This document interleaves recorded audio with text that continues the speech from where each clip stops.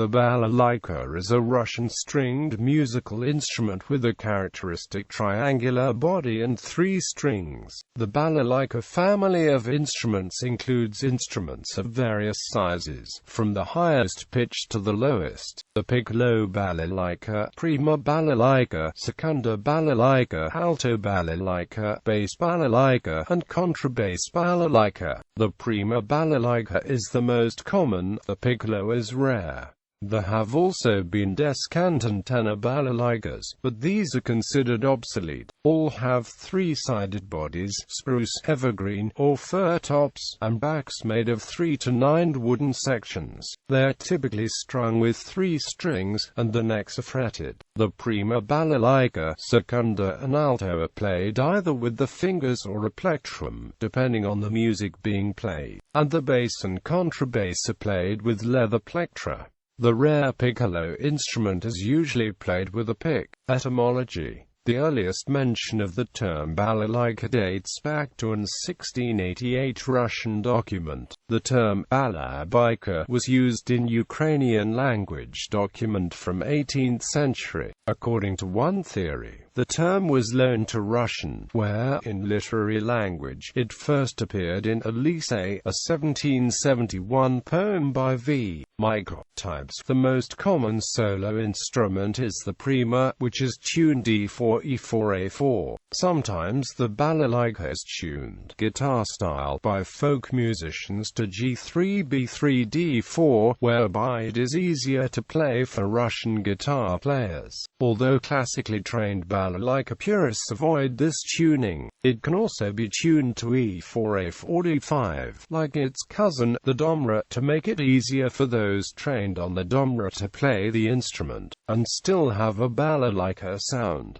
The folk tuning D4 F-sharp for A4 was very popular, as this makes it easier to play certain riffs. The balalaika has been made the following sizes. Notes: obsolete, rare. Members of the modern Balalaika Orchestra. Secundas are often the same instrument as primas, just tuned a lower pitch range. Factory-made 6-string prima balalaikas with 3 sets of double courses are also common. These have 3 double courses similar to the stringing of the mandolin and often use a guitar tuning. Although they are popular, they are generally considered to be inferior in quality to single-course instruments. 4-string alto balalaikas are also encountered and are used in the orchestra of the Pyatnovsky folk choir. The piccolo, prima, and secunda balalaikas were originally strung with gut, with the thinnest melody string made of stainless steel. Today, nylon strings are commonly used in place of gut. Technique. An important part of balalaika technique is the use of the left thumb to fret notes on the lower string, particularly on the prima, where it is used to form chords.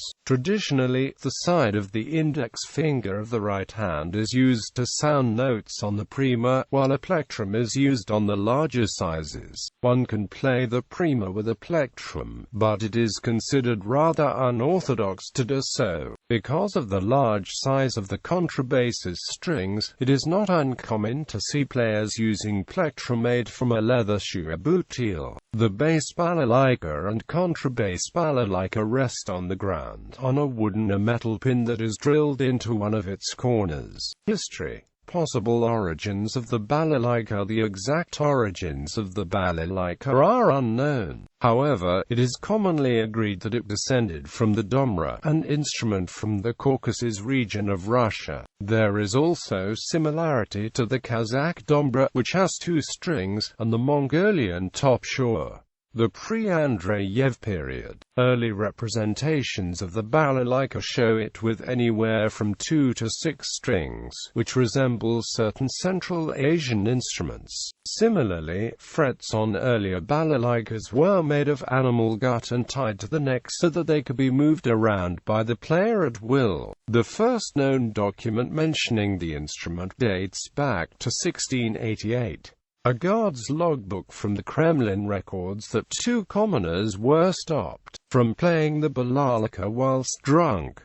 Further documents from 1700 and 1714 also mention the instrument. In the early 18th century the term appeared in Ukrainian documents where it sounded like balalaika. Balalaika appeared in Elise, a 1771 poem by V. Michael. In the 19th century, the balalaika evolved into a triangular instrument with a neck that was substantially shorter than that of its Asian counterparts. It was popular as a village instrument for centuries, particularly with the skomaroks, sort of freelance musical jesters whose tunes ridiculed the Tsar, the Russian Orthodox Church, and Russian society in general. A popular notion is that the three sides and the strings of the balalaika represent the Holy Trinity. This idea, while whimsical, is quite difficult to fathom when one is confronted with the fact that at various times in Russian history, the playing of the balalaika was banned because of its use by the skomaroki, who were generally highly irritating to both church and state. Musical instruments are not allowed in Russian Orthodox liturgy. A likelier reason for the triangular shape is given by the writer and historian Nikolai Gogol in his unfinished novel Dead Souls. He states that a balalaika was made by peasants out of a pumpkin. If you quarter a pumpkin, you are left with a balalaika shape. The Andreyev Period. In the 1880s, Vasily Vasilyevich Andreyev, who was then a professional violinist in the music salons of St. Petersburg, developed what became the standardized balalaika with the assistance of violin maker V. Ivanov. The instrument began to be used in his concert performances. A few years later, St. Petersburg craftsman Passerbsky further refined the instruments by adding a fully chromatic set of frets and also a number of balalaikas in orchestral sizes with the tunings now found in modern instruments. Andreyev patented the design and arranged numerous traditional Russian folk melodies for the orchestra. He also composed a body of concert pieces for the instrument.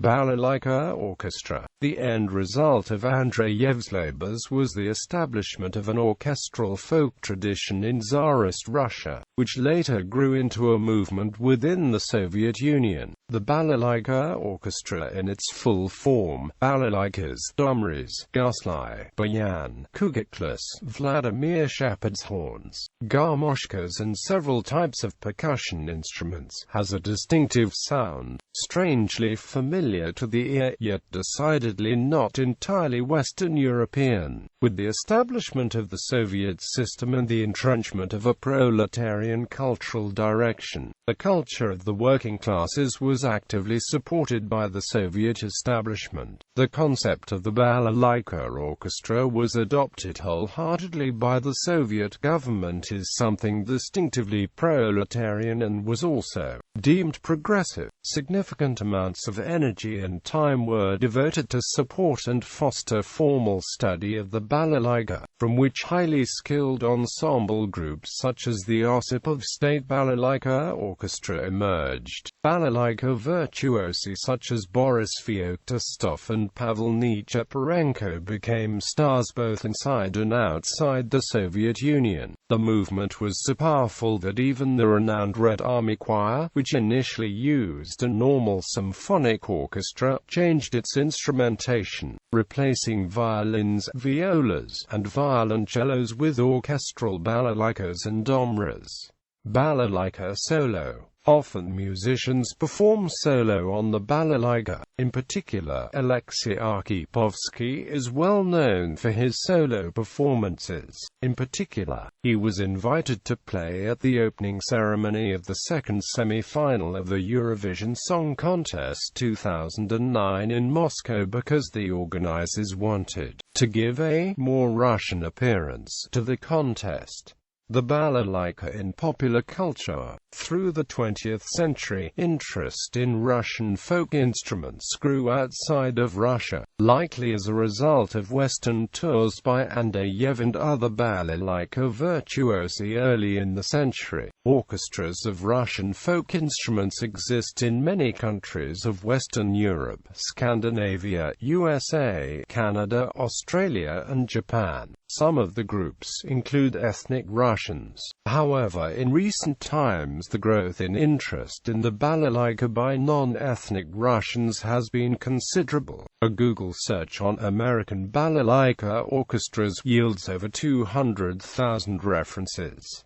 Significant balalaika associations are found in Washington, D.C., Los Angeles, New York, Atlanta, Seattle, and as dozens of smaller cities and universities. Ian Anderson plays balalaika on two songs from the 1969 Jethro Tull album Stand Up, Jeffrey Goes to Leicester Square, and Fat Man. Wes Anderson's 2014 film The Grand Budapest Hotel employs many balalaikas in both Alexandra Desplat's original score and several soundtrack recordings by the Osipov State Russian Folk Orchestra. Basement Jaxx's 2006 single Take Me Back to Your Place displays balalaikas of all sizes in the official video. Oleg Bernov of the Russian-American rock band The Red Elvises plays a red electrified contrabass balalaika during the band's North American tours. Kate Bush, English singer, featured the balalaika in two of her top 40 singles, Babushka and Running Up That Hill. Episode 608 of Gilmore Girls is titled Let Me Hear Your Balalaikas Ringing Out, which is a line from the 1968 Beatles song Back in the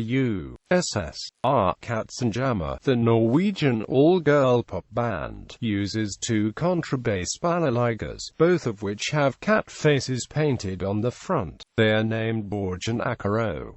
David Lean's 1965 film Dr. Zhivago features balalaika prominently in the score and the plot. Roger Haley and Klaus of the animated cartoon American Dad form a balalaika trio during Season 10, Episode 4, Crotch Walkers. Volgograd, an Australian band fronted by actor Jacek Koman, plays songs of the Russian criminal underground, and uses a contrabass balalaika.